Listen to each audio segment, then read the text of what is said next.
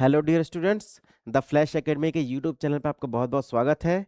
आप सबको पता चल ही गया होगा, अलॉटमेंट लेटर आ चुका है छत्तीसगढ़ स्टेट मेडिकल और डेंटल कॉलेजेस के लिए। तो बच्चों, जिनके नाम अलॉटमेंट लिस्ट में है, जिनको कॉलेज अलॉट हो चुके हैं, उनको बहुत बहुत बधाई हो। और जिन बच्चों के नाम अभी अलॉटमेंट लिस्ट में नहीं है, वो आगे कौन कौन सी स्ट्रेटेजी फॉलो कर सकते हैं, आगे वो कौन कौन से कदम उठा सकते हैं, ये जानकारी मैं इस वीडियो में नहीं देने वाला हूं बच्चों। नीचे दिए हुए नंबर पे आप डायरेक्ट कॉल कीजिए, हमारे इंस्टीट्यूट से कोई ना कोई आपका कॉल रिसीव करेगा और आपकी पूरी हेल्प की जाएगी। आगे आपको क्या करना है, ये इस वीडियो में समझाना बहुत मुश्किल है, संभव नहीं है, ठीक है। तो आप पर्सनली यहाँ पे कॉल कर सकते हैं और आपको बताया जाएगा आगे आप क्या कर सकते हैं, ठीक है। और उन बच्चों को मैं फिर से बधाई देना चाहता हूँ जिनको कॉलेज अलॉट हो चुके हैं, बहुत बहुत बधाई हो। आपकी मेहनत, आपके संघर्ष का ये नतीजा है कि आप मेडिकल कॉलेज जा रहे हैं, आप डेंटल कॉलेज जा रहे हैं। तो अब बहुत सारे बच्चों को ये सवाल है, सर अलॉटमेंट तो हो गया, आगे हम क्या करें।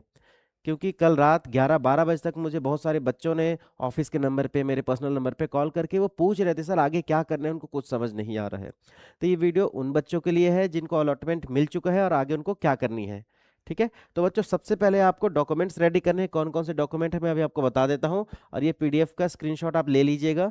ये सीजीडीएमई की वेबसाइट पे भी अवेलेबल है, लेकिन बहुत सारे बच्चे इतने बिजी हैं अपने लाइफ में कि ये पीडीएफ पढ़ने का टाइम नहीं है। कोई बात नहीं, मैं हूँ, फ्लैश एकेडमी की टीम है पूरी, आपको बताने के लिए कि आपको आगे क्या करना है। तो शुरू करते हैं। सबसे पहले देखिए बच्चों, आपको नीट परीक्षा प्रवेश पत्र, आपको एडमिट कार्ड रखना पड़ेगा, जो एडमिट कार्ड नीट के टाइम पे आपको आपने डाउनलोड किया था, जिसको लेकर आप इंस्टीट्यूट गए थे पेपर दिलाने के लिए, री नीट वाला।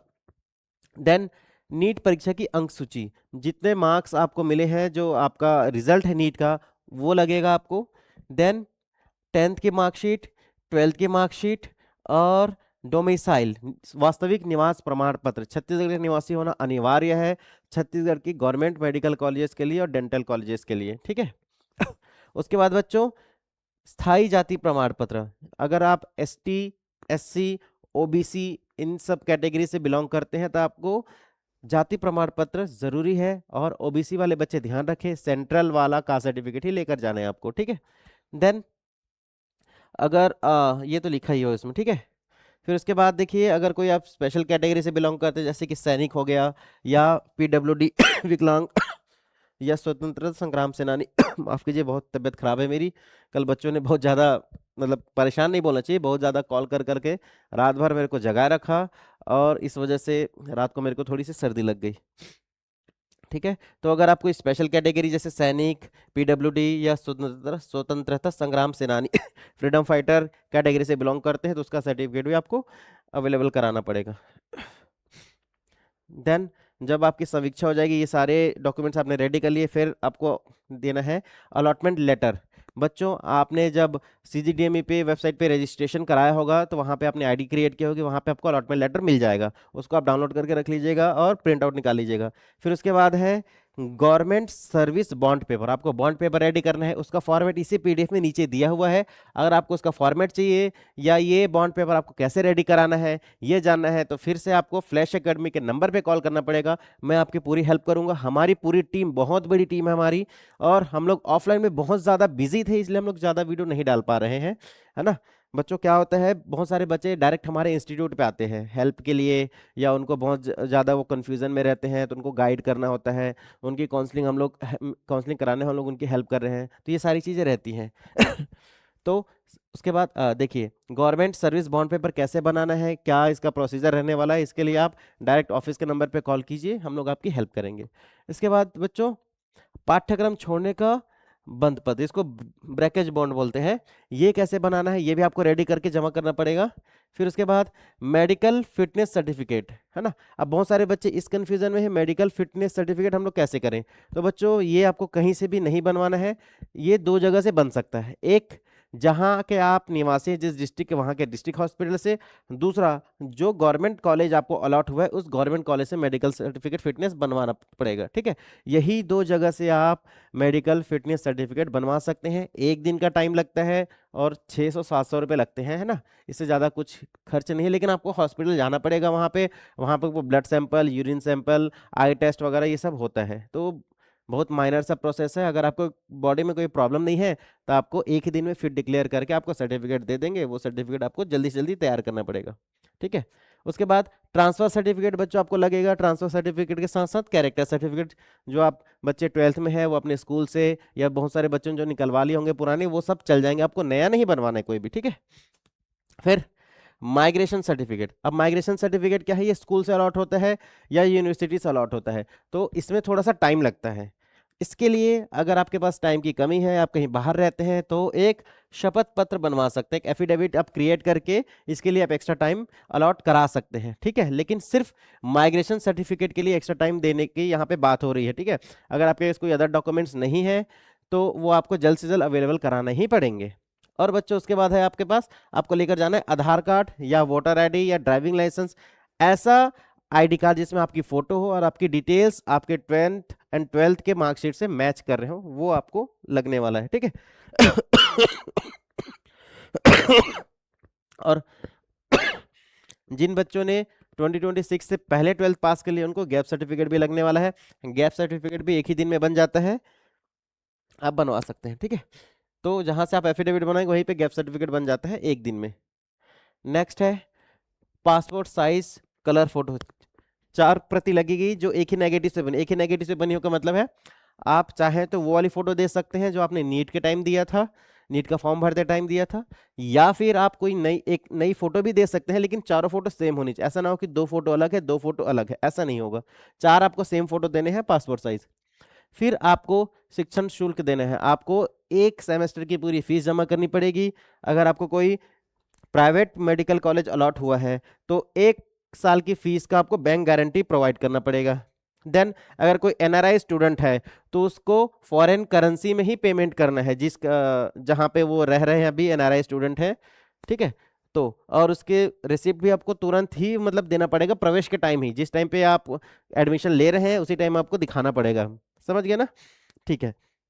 और बच्चों जितने भी डॉक्यूमेंट्स मैंने अभी आपको बताए हैं इसका स्क्रीनशॉट मैं दे दूंगा, या आप डायरेक्ट कॉल कीजिए, मैं पूरा पीडीएफ सेंड कर दूंगा। और ये पूरा पीडीएफ सीजीडीएमई की वेबसाइट पे भी अवेलेबल है। और एक चीज मैं आपको बताना चाह रहा था कि जितने भी डॉक्यूमेंट्स हैं सबकी 2-2 फोटो कॉपी आपको जमा करनी पड़ेगी। आप तो एक्स्ट्रा करा के रखिए, 3-4 करा के रख लीजिए, और सभी में आप साइन कर दीजिएगा, है ना। सेल्फ अटेस्टेड बोलते हैं इसको, सेल्फ अटेस्टेड होना चाहिए आपके जितने भी डॉक्यूमेंट्स है उसकी फोटो कॉपी पे, और ओरिजिनल भी लेके जाना है आपको स्क्रूटनी पे, है ना।